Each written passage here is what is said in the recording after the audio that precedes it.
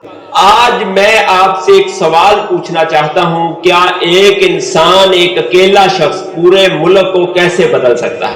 اکثر ہم سوچتے ہیں کہ یہ ملک کبھی نہیں بدلے گا، یہاں سب کرپٹ ہیں، یہاں کچھ نہیں ہو سکتا، لیکن ہم بھول جاتے ہیں کہ تبدیلی کا آغاز ہمیشہ ایک فرد سے ہوتا ہے اور ایک فرد ہی تبدیل کرتا ہے سب کچھ۔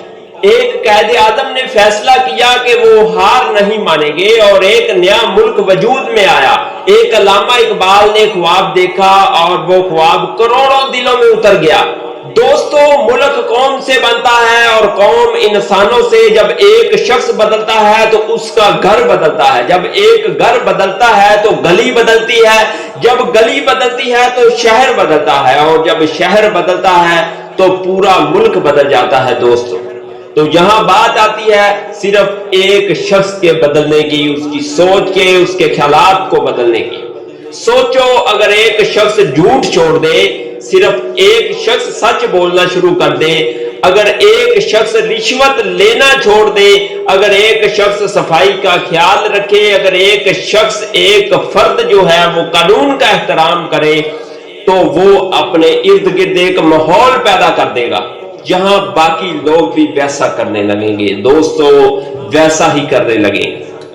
یہ ملک کسی بڑی طاقت سے نہیں بدلے گا، یہ بدلے گا تو ہم سے ہی بدلے گا، اور وہ بھی صرف ایک ایک فرد سے بدلے گا، ایک ایک فرد کر کے بدلے گا۔ دوستو، جب ہماری سوچ بدلے گی، جب ہمارا لہجہ بدلے گا، جب ہم ایمانداری سے چلیں گے۔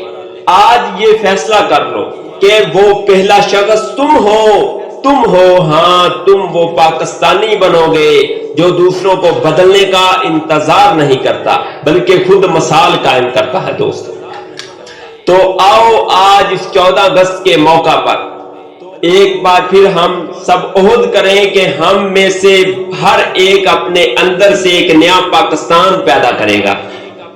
دوستو، ایک نیا پاکستان پیدا کرے گا۔